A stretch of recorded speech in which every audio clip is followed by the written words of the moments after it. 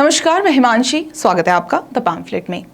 कर्नाटक के नए कांग्रेसी सीएम सिद्धारमैया का हाल कुछ ऐसा हो रखा है जैसे एक एंड्रॉयड यूजर का हाल होता है जब उसे आईफोन पकड़ा दिया जाता है।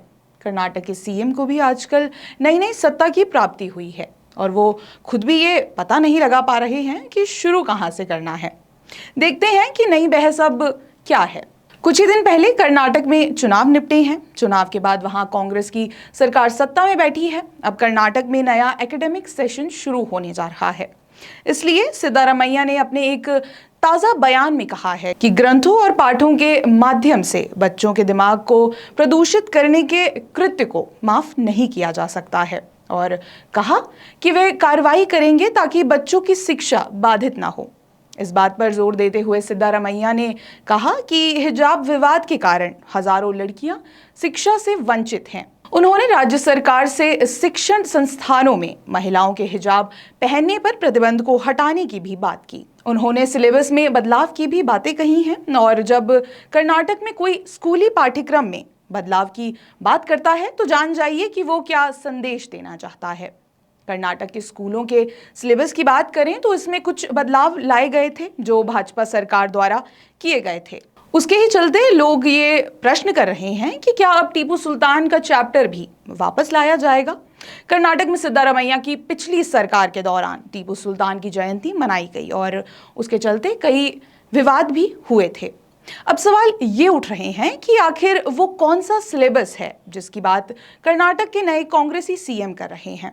असल में कर्नाटक में पिछली भाजपा सरकार के वक्त स्कूली सिलेबस में बदलाव काफी चर्चा में रहा था। इसमें सबसे ऊपर था टीपू सुल्तान को टेक्स्ट बुक में रखने या फिर ना रखने की बहस। पिछले साल रोहित चक्रतीर्थ की अध्यक्षता वाली टेक्स्ट बुक रिवीजन कमेटी ने लेखकों, शिक्षाविदों, मजहबी नेताओं और विपक्षी दलों की आलोचना की थी और उन्होंने पाठ्यक्रम को सैफ्रनाइज करने का आरोप भी लगाया था। इन आरोपों में डिस्टोरेटेड हिस्ट्री और दक्षिणपंथी हिंदुत्ववादी विचारधारा को आगे बढ़ाने की भी बातें शामिल थीं। इसमें भगत सिंह, नारायण गुरु, सारा अबूबकर और पी लंकेश जैसे लोगों के संबंध में आपत्ति की गई थी, जबकि आरएसएस के संस्थापक डॉक्टर हेडगेवार, गोविंदा पाई और अन्य लोगों के बारे में चैप्टर्स ऐड किए गए थे। ये सब बदलाव कर्नाटक में कक्षा 1 से 10 तक की सामाजिक विज्ञान की किताब में परिवर्तन को लेकर था और खूब बहस भी हुई। इसके बाद राज्य की भाजपा शासित सरकार पर भगवाकरण के आरोप लगाए जा रहे थे। कर्नाटक में पहले से चली आ रही किताबों में बासवन्ना को लिंगायत समुदाय का संत, हिंदू कर्मकांड के खिलाफ विद्रोह, जीवन जीने का नया तरीका बताना आदि का जिक्र किया गया था, जबकि नई किताब में केवल बासवन्ना को वीराशैव मान्यता में सुधार करने वाला बताया गया है। विपक्षी दल द्वारा तभी से पुरानी टेक्स्ट बुक को वापस लाने की मांग की जाने लगी। अब कांग्रेस जब सत्ता में आई है तो उसने बिना समय गवाए इन सब पर काम करना शुरू कर दिया है। हो सकता है कि सिद्धारमैया और कांग्रेस अब टीपू सुल्तान के नाम की मुगली घुट्टी स्कूली छात्रों को दोबारा पढ़ाना चाह रहे हों। जब कैंपागौड़ा अंतर्राष्ट्रीय एयरपोर्ट का नाम टीपू सुल्तान पर रखा जा सकता है तो कर्नाटक सरकार कुछ भी कर सकती है।